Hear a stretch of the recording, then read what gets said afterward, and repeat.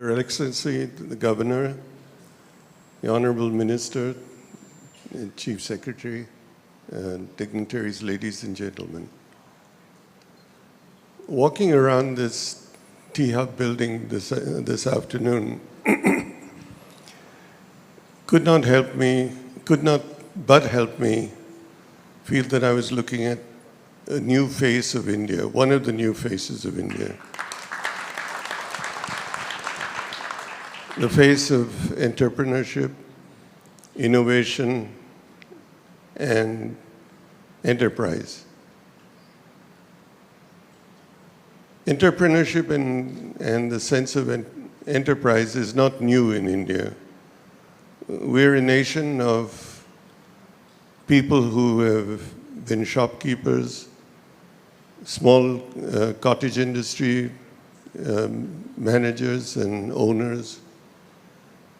We have done this over the years. We have been entrepreneurs, be it in agriculture, be it in traditional industries. And yet we have not been recognized all over the world as an enterprising country. What we have not done is registered ourselves as an entrepreneurial nation in the new technologies of the world. The technologies that don't require billions of dollars to establish, that don't require hundreds of acres to build.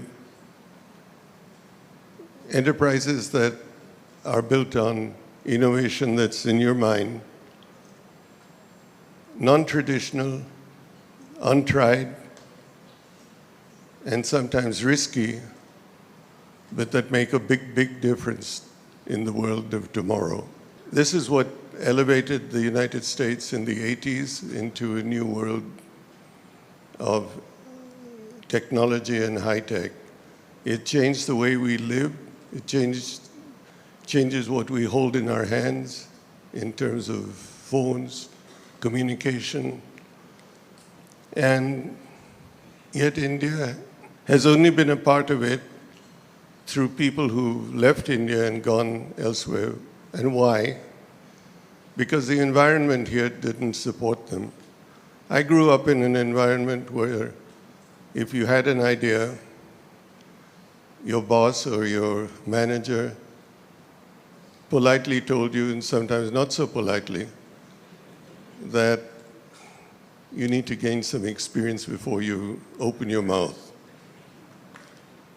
You need to roll up your sleeves and spend 5 years on the shop floor. Then you can talk. And that's not what enterprise is today. Enterprise today is an ability of someone who may be in his 20s, who has a good idea, and he needs to find a way to implement them. We now have an environment of venture capital that listens to that person, and we have a facility like this to enable that person to try out his idea, to bring it into reality or fruition in a manner that is interdisciplinary, open, and unifying. So this is, in fact, the first look at the new India of tomorrow. Tomorrow, day after tomorrow, etc. Not only in e-commerce, not only in e-retailing, etc., but in the exciting area of medical remedies, medical treatment, stem cells, life sciences, and this can be the starting point of that new wave. And so it's a great privilege to be here today. This is an area that needs all of our support and needs for us to be proud of what we have, but it needs for us to be keen to not be satisfied with what we have, but to go further and to be leaders in the world, not in the country alone. So my enthusiasm in the new India of tomorrow continues to be there. I continue to feel the need to support enterprising young Indian engineers and scientists. And all of us should be very pleased to play this role and need to support this, because all of us should be keen to unleash the Indian tiger. And we haven't done that as yet.